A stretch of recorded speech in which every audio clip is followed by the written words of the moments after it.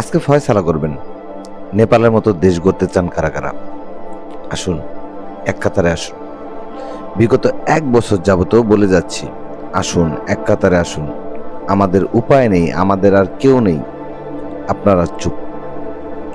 আমরা যারা কারো পা চাটি না, কারো দল করি না, শুধু দেশকে ভালোবাসি, শুধু তারা আসুন।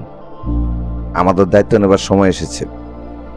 আপনারা যারা আমাকে হারিয়ে ফেলছেন তারাও ফিরে আসুন প্লিজ। আমি জুলাই রেভলিউশন ওয়ারিয়র্সের অ্যাডমিন জুবায়ের সাদি। আমি পেজ বাঁচাইতে পারি নাই, কিন্তু আপনারা কথা দিয়েছিলেন আপনারা আমাকে খুঁজে নেবেন। কোথায় আপনারা? আমি অসহায় হয়ে গেছি। চোখের সামনে আমাদের জুলাইয়ের সাথে বেইমানি মানতে পারছি না আমি। বিএনপি আসলে লুটপাট করে খেয়ে পালিয়ে যাবে। ব্যাংক খালি করে দিচ্ছে ভেবে হয়তো খারাপ লাগে না, কিন্তু এগুলো আপনার আমার টাকা। এরা প্রকাশ্য ভারতীয় দালাল। এ সালামের মাধ্যমে টাকা পাচার করতেছে একই নিয়মে। এরা আমাদের শেষ করে দিচ্ছে, এটা চলতে পারে না। জুলাই শহীদের মায়ের চোখের পানি এখনো শুকায়নি, অথচ এরা জুলাই নিয়ে এমন মিথ্যাচার করে যেন আমাদের কাছে কোনো তথ্য নেই, আমরা কিছু জানি না।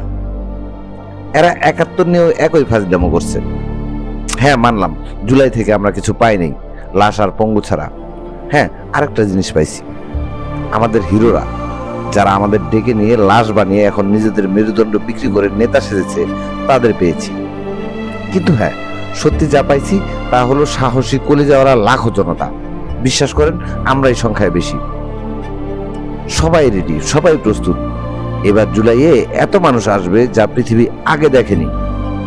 আর হ্যাঁ, এবার আর আগের মতো ভুল হবে না।